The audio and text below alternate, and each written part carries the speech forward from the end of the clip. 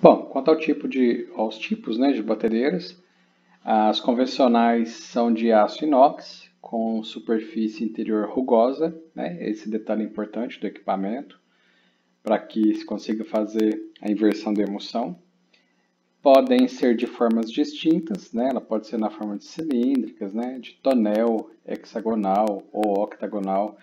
A gente vai ter essas diferenças na sua forma, né? Mas elas vão ser aquela de sistema de girar. Mas geralmente giram em torno de um eixo horizontal. Então esse aqui tem que girar, se for desse aqui tem que girar e por aí vai. Tá? Estão equipadas para realizar a agitação do creme, para fazer o amassamento e o controle da temperatura. Nem todas, né, tem essa questão aqui do controle de temperatura. Né? Algumas têm, outras não. Na realidade, trata-se de batedeiras amassadoras, né? Porque ela bate e depois que a gente tem a inversão de fase, né? Que aí a gente libera o leitelho e aí vai ficar basicamente, né, uma massa mais gordurosa, então por isso que é batedeira amassadora. E essa vai ser mais amassada essa segunda fase após a retirada do leiteiro, né? A quantidade de creme ser batido é de 40% do volume total da batedeira, como eu mencionei em aulas passadas, até 50% ali você consegue, né? Mas ainda os fabricantes recomendam que seja em até 40% do volume total. E o volume mínimo ali em torno de 25% do volume, né? Então a gente pode usar aí esses valores como referência para fazer o uso da batedeira. Então esse aqui é o esquema de uma batedeira, né? No caso aqui é a mais comum, a que eu vejo com maior frequência aí pelas indústrias. Então ela tem o painel de controle, que é o que ativa, né? Ela tem a parada de emergência, que é esse cabo aqui, normalmente ele fica aqui para frente na hora que ela vai girar. Então qualquer problema, né, qualquer necessidade emergencial, a gente aciona esse cabo aqui, ele fica bem fácil para a gente, né, abaixa aqui, que aí vai interromper o funcionamento, né? E dentro eu chamo atenção para as pás angulares, são várias pás dispostas em ângulos diferentes para exatamente provocar o máximo possível de choque, né, de impacto aí no creme que vai ser adicionado ao equipamento, né, para ter aquela inversão da emulsão. Então, esse carrinho em aço inox também, né, nós necessitamos dele porque depois que a gente faz o esgotamento, né, do leiteiro, a gente precisa capturar essa massa que vai virar manteiga. Então, tem que ser esse carrinho em aço inox. A gente vira essa portinha aqui e ela desce aqui no carrinho, tá? Aqui está uma foto real nessa portinhola aberta com um colaborador, né, fazendo ali a ferição, né, tendo acesso lá dentro ao produto. É importante ressaltar que esse equipamento, esse tipo de equipamento ele é mais frequente, né, para indústrias de laticínios, que não tem somente a manteiga como principal produto. Então, ela é feita por bateladas. O que seria essa batelada, né? Eu tenho esse equipamento, eu vou pegar o creme e vou adicionar aqui, então eu tenho que esperar ela bater, né? Ela fazer aquela inversão, e aí eu vou tirar essa batelada para depois entrar com outra batelada de creme. Então é um processo descontínuo. Então isso é importante, né? Para fazer o dimensionamento na hora de fazer a aquisição do equipamento. Porque nós temos processo contínuo também, que aí eu falo mais para frente. Que é essa daqui, tá? Já cheguei nela. E esse aqui é o processo contínuo. Então, igual eu falei que anterior, eu tenho que colocar uma batelada de creme, fazer lá todo o processo, aí depois que eu tirar essa batelada, que eu libero o equipamento para uma nova batelada. E esse processo é o oposto, esse processo aqui é contínuo, ele não para, ele é constante. Então, há fábricas que fabricam grandes volumes de manteiga, e aí é muito mais viável e interessante o uso, né, o dimensionamento deste equipamento, né? Chão de fábrica eles chamam isso aqui de bulk, tá? B-U-L-K. Essa é uma bulk. Então ela aqui vai ter o cilindro produtor. Então esse aqui é um cilindro, né? Se a gente observar essa figura aqui é a anatomia de um cilindro. Então aqui nós temos o creme, né, padronizado, que passou por todos aqueles processos que nós vimos em aula, né? Maturação, correção de acidez. E aí ele vai entrar aqui no equipamento. Aqui ela vai receber o creme nessa primeira fase, que é o cilindro produtor. E aqui vai entrar aquele creme padronizado. É todo ajustado aqui. E aqui nós temos seção de separação. Separar o quê? Separar o leitelho, né, da fase gordurosa. Então aqui é dotado de um eixo com rosca sem fim.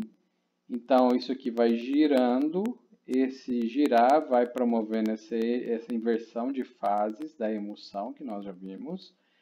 E ela é inclinado, proposital, né? Existe essa inclinação para fazer com que o leitelho seja drenado, para que ele seja separado. E aí aqui embaixo, né, essa parte, né, essa área do equipamento, normalmente são telas vazadas, com uma malha bem fininha para que só o leitelho seja eliminado aqui nessa fase. Então é a seção de separação, separa leitelho da fase gordurosa. Nós temos aqui o número 3, que é a seção de espremer. Então aqui vai sendo encaminhado, né, para um orifício mais estreito, ela vai sendo espremida, porque essa aqui é uma rosca sem fim. Isso vai girando, vai empurrando, né, vai espremendo, tá?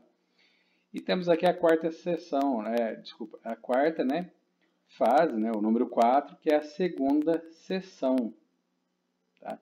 E aqui que vai ser convertido em manteiga propriamente dita. Então também é dotado de um eixo, né, de rosca sem fim também. Essa massa gordurosa vai sendo espremida aqui, né? E aí aqui regula a umidade da manteiga. E aqui ela sai, tá? A manteiga sai prontinha aqui. Então é o processo contínuo, onde o creme está alimentando o equipamento, isso aqui constantemente está acontecendo, e aí a manteiga sai pronta. Então é o processo contínuo, justifica-se a aquisição desse equipamento para aquelas fábricas de laticínios que têm grandes volumes de produção de manteiga. Mas nada impede você ter do processo de batelada também. Já vi empresas que fazem grandes volumes de manteiga, compra várias dessas aqui de grandes volumes, né? Inclusive a fábrica que eu vi que tem várias dessas em grandes volumes, tem essa trabalhando e essa aqui também, tá? Tudo simultaneamente. Então aqui com uma visão mais detalhada, né, dessa segunda seção, né, ela é bastante importante. Aqui vai ter a seção de injeção, tá? A número 5. 6. Seção de trabalho a vácuo. Aqui essa área é trabalho sobre vácuo. Nós temos a 7ª seção, que é etapa de trabalho para finalizar a manteiga, né? Que vai espremer, que vai tirar aquele excesso de água, né? E o 8, unidade de controle de umidade, tá? Aqui ela vai medir a umidade que essa manteiga está saindo. Então é um equipamento bastante sofisticado, né? Um equipamento com mais controle do processo. Mas nada impede você fazer excelente manteiga naquele sistema de batelada e por aqui. Tá? Nos dois você consegue fazer produtos de excelente qualidade. Mas aqui o bom é que o processo é contínuo, ele é mais rápido, né? Produz grandes volumes, muito maiores por hora do que aquele processo em batelada. Então é um equipamento mais complexo. E aqui, né, evidentemente, entra a água gelada nessa fase. A água gelada vai promover a remoção do leitelho residual. Não é interessante que fique quantidade de leitelho na manteiga como produto final, porque o leitelho contém lactose, contém proteínas. E aí são fontes, né, de substrato para desenvolvimento microbiológico. Então, a acidez também, né, a água gelada que a gente utiliza aí na fabricação da manteiga também retira, né, varre, né, por lixiviação, tira o excesso de acidez, e aí ela fica com acidez mais adequada, e é essa água gelada que vai fazer o ajuste de umidade da manteiga. Então, por legislação, a manteiga tem uma umidade, um limite máximo. E o que acontece?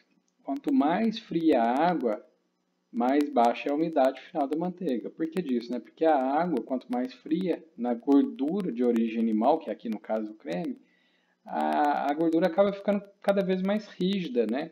E ela ficando cada vez mais rígida, ela dificulta mais a combinação com a água. Por isso que a água gelada também auxilia, né, no controle de umidade da manteiga, porque a gente tem um regulamento técnico de identidade e qualidade que prevê quantidade máxima de umidade na manteiga.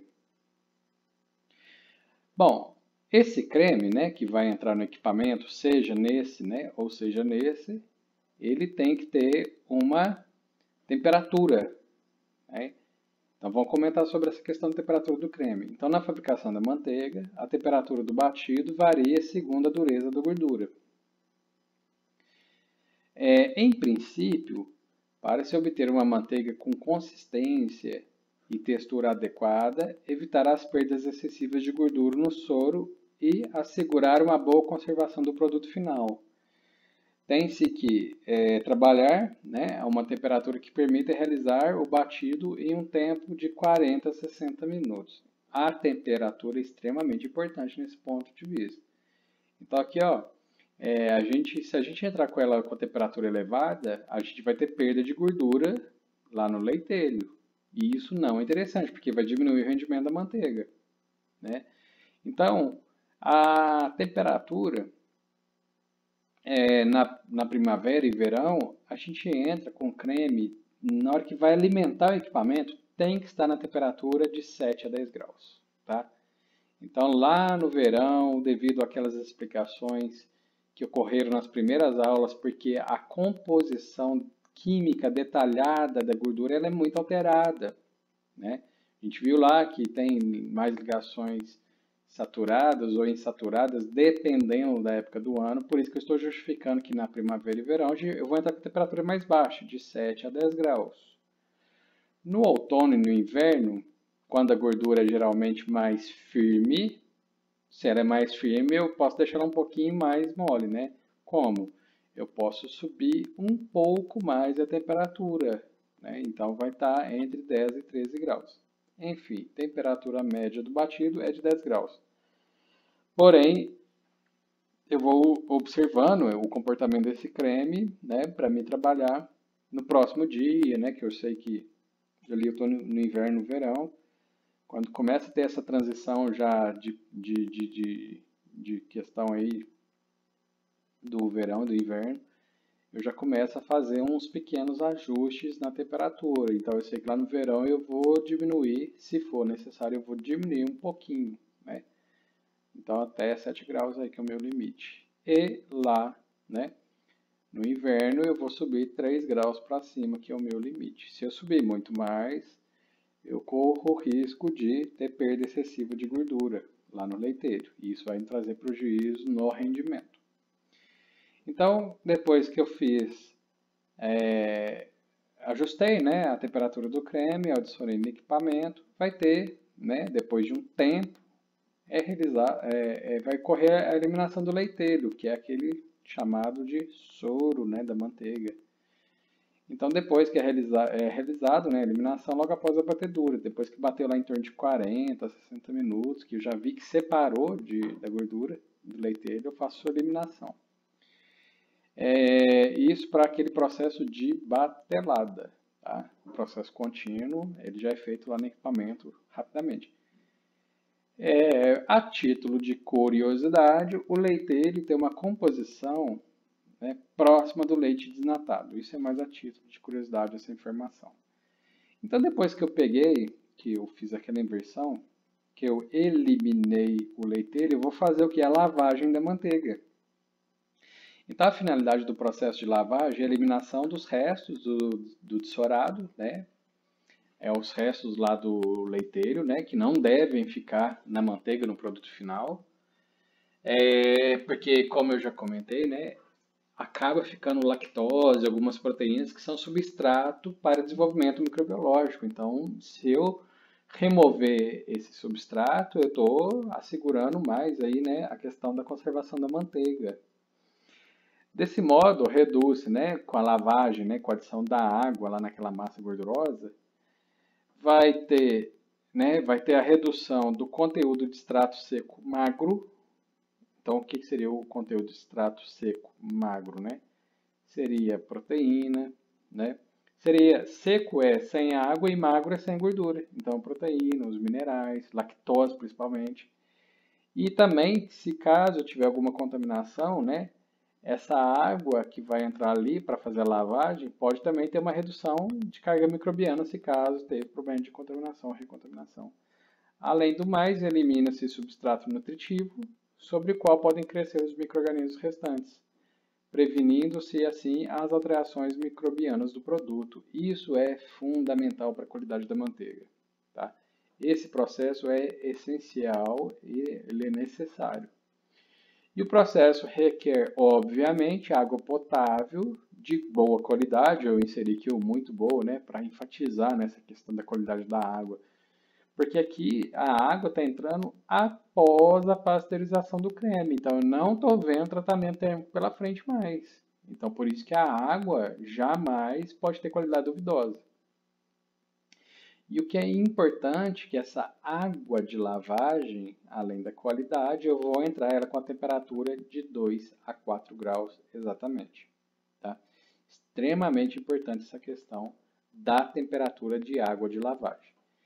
Então, qual é, né, a quantidade? Né? Deverá ser de 70% a 100% da quantidade inicial do creme. Então, eu tenho anotado, eu tenho minhas planilhas, né? Tem lá o quanto de creme que entrou no equipamento. E eu vou colocar a água em torno de 70% a 100% dessa quantidade. E temos o número de lavagens. Então, eu posso fazer uma lavagem de 2 a 3 lavagens. Quando eu tenho um creme de boa qualidade microbiológica, né, eu faço com uma lavagem. Aquela manteiga que eu saio, que ela tem a venda rápida, né, de imediato. E aí eu faço uma lavagem. Né? Eu passo a água uma vez nessa manteiga.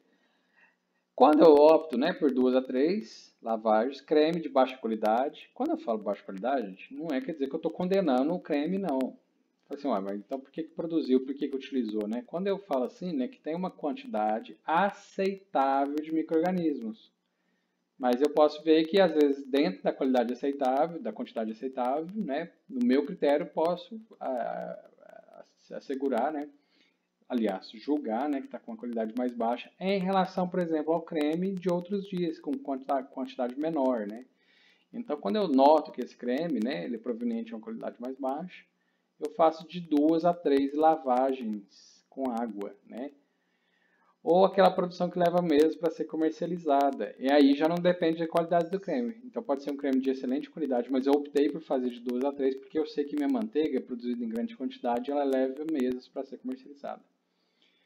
E a qualidade da água, do aspecto químico, né? Ela tem que ser obviamente potável e pura, né? E os metálicos, a água não pode ser dura. O que é a água dura? Né? Com elevadas concentrações de sódio, de magnésio, de cálcio, porque eles interferem na estabilidade da manteiga, vai interferir lá nos aspectos sensoriais. E auxilia, né, no controle de umidade, igual eu comentei lá na book, né, que é essa parte aqui que eu falei que entra água gelada nessa ponta, né, e eu expliquei da questão da água gelada.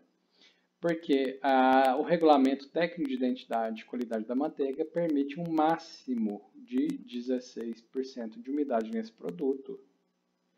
Então, como que eu vou ajustar a umidade? Aqui, ó, que vai me auxiliar vai ser isso aqui, ó, a água de lavagem com a temperatura baixa. Qual é a temperatura? Relembrando, de 2 a 4 graus, porque isso torna mais rígida, né, a gordura. E isso dificulta a combinação com a água. Então, essa água vai ser eliminada aí da manteiga. E depois que eu faço esse processo de lavagem dessa massa, esqueci de comentar, né, gente, que eu vou pegar aqui a foto, ó, nesse caso aqui, ó. Eu tirei o leitelho e aí eu entro com a água e ponho para girar o equipamento novamente, né, porque para que a água, né, passe bem ali pela manteiga, né, pela bastante área da manteiga.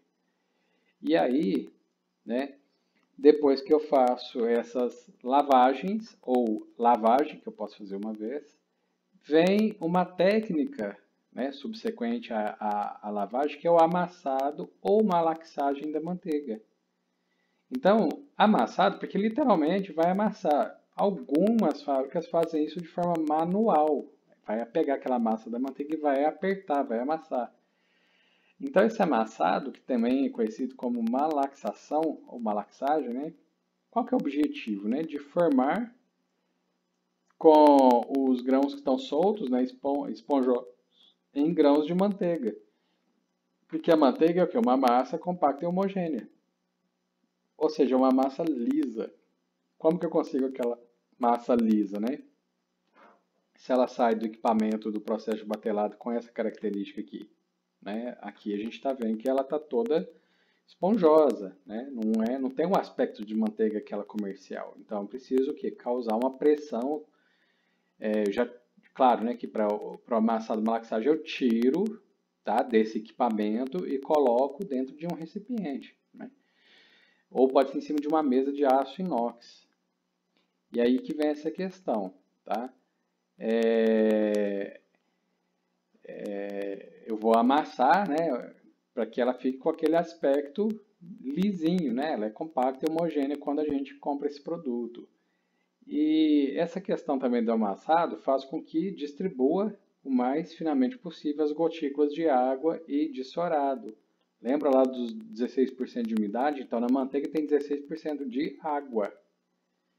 E essa água, para que ela fique ali, né, de uma forma de emulsão, né?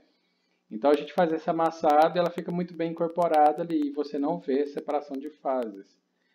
E esse amassado também contribui para normalizar o conteúdo de gordura da manteiga ao valor prescrito pelas normas. Então, no início, nas primeiras aulas, eu falei com relação ao teor de gordura previsto no regulamento técnico da manteiga. Ainda sobre essa etapa, né, do amassado, o mais problemático dessa operação é conseguir que o grau de distribuição de água seja o desejado e que as proporções de água e gordura sejam constantes. Né, aqui que eu vou regular, né, vai contribuir para regular a umidade na manteiga. Então, aquele excesso de água, eu apertando essa massa, né, eu estou visualizando aqui de modo manual, mas tem equipamento para fazer isso, mas pode ser feito de maneira manual também.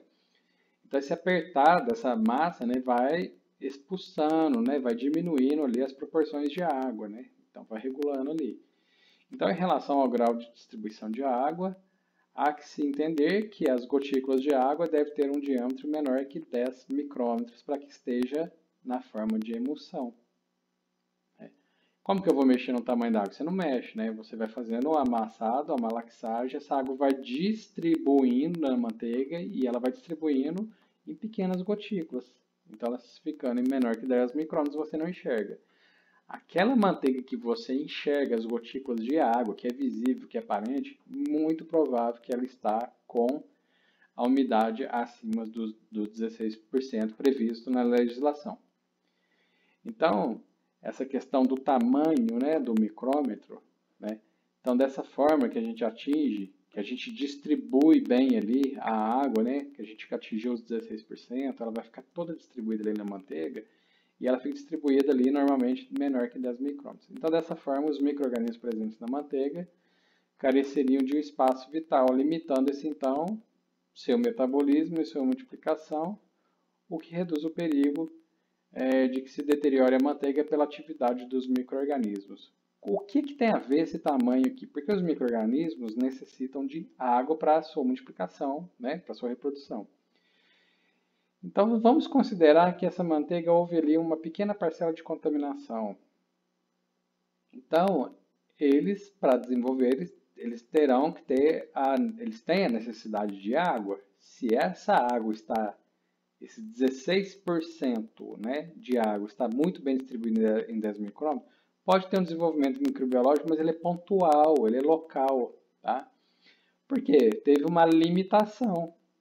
Limitação aqui nessa gotícula aqui de 10 micrômetros. Por isso que o produto como um todo ele não vai entrar no processo de deterioração, de desenvolvimento microbiológico intenso, porque ele precisa da água e a água está toda distribuída em pequenas gotículas, limitando, né, essa multiplicação do micro-organismo. Então, do ponto de vista, né, microbiológico, é interessante respeitar essa questão da distribuição. Bom, então foram muitas informações do processamento da manteiga. Agora vamos juntar essas informações em uma figura, né? Então a gente obteve, né, considerando a desnatadeira, que não está aqui no esquema. Então a desnatadeira gerou o leite desnatado e o creme. O creme, ele foi para um tanque, né? Nesse tanque ele pode ter sido ocorrido o ajuste da acidez, né? Aqui ele pode ter, nesse mesmo tanque, ter sido pasteurizado, resfriado e maturado. Esse creme vai ser bombeado para um processo, né, de batelada ou um processo contínuo, que nós vimos, né? E o de batelada você tem que tirar a manteiga, fazer aquela malaxagem e levar para uma envasadora, né? Então aqui você vai ter que mexer na temperatura, nesse caso aqui, se for aquelas dosadoras automáticas, para que ela fique um pouco mais fluida, então eu tenho que levantar um pouco a temperatura.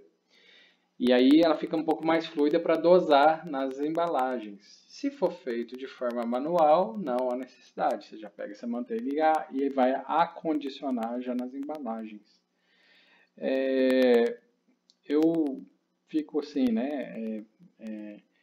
Eu penso que, né, aqui tendo mais envolvimento de abrir o equipamento, expor o equipamento, é um colaborador que vai vir, que vai colocar em outro recipiente, que depende da higienização, da boa conduta desse colaborador ou dos colaboradores. E aqui, se o invase for manual, se a malaxagem for manual, visualizem a necessidade do rigor das boas práticas de fabricação. Né? Visualizem isso. Né?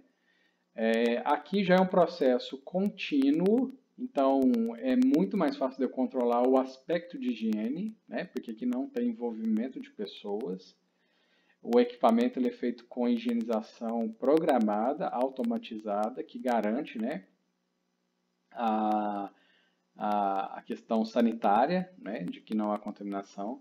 Das fábricas que eu vi que adotam esse sistema aqui da Book, eles, após o processo de limpeza automática, eles vêm aqui com suave, que é aquele cotonetezinho estéreo, passa na superfície do equipamento aqui, em outra área, e leva lá para a microbiologia para ver a eficácia do processo de higienização.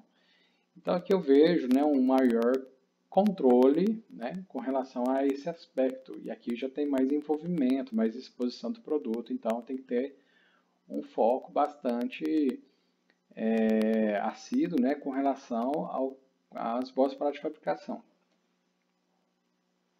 Então aqui a título de curiosidade, o manteiga é um produto extremamente antigo, tá? Esse processo de inversão de fases já era adotado muito antigamente. Então essa figura aqui eu achei na internet, né? Dá para ver que representando lá antigamente o mesmo mecanismo, ó, um cilindro, uma rotatividade, né? Para fazer a inversão de fases. Achei isso aqui na internet também. Isso aqui é para fazer a nível doméstico a manteiga. A pessoa, né, na área rural, juntava ali o creme, segurava que rodava isso daqui, e aí isso aqui causava aqueles impactos mecânicos, fazia inversão de fases. Nós temos essa daqui, né? Até lá na UFRO tem isso daqui como um objeto, né? Um equipamento da história lá do laboratório de laticínios. Eles têm lá instalado na bancada, eles já têm automática, né? Mas faz parte da história da universidade, né? Eles guardaram e ainda faz manteiga nessa, né? Então é manual, manual, manual. Então a manteiga já era um produto artesanal há muitos anos, né? Então passou a ser industrializado para atender uma maior fatia da população. E quando a gente trabalha com manteiga, tem questão de rendimento, né? Rendimento da fabricação da manteiga. Entende-se por rendimento a relação entre o peso da manteiga e o peso da gordura utilizada para sua elaboração, expressa como porcentagem de aumento sobre a base da matéria gordurosa. Porque o creme varia muito, né? E aí, o creme, por exemplo, no inverno, ele vai estar com teores de gordura em torno de 60%, 65%. Eu já consigo ter uma estimativa de quanto de gordura, né? quanto de manteiga que eu vou conseguir, né? Com o volume, com a concentração de gordura, eu consigo ter uma estimativa. E quando chega lá no verão, esses valores de porcentagem de gordura caem muito no creme. E aí eu consigo, né, fazer também uma estimativa de produção. Então, este ganho se compõe de água, sal e extrato seco não gorduroso, tá? Com relação ao rendimento. Na próxima videoaula daremos continuidade nesse slide.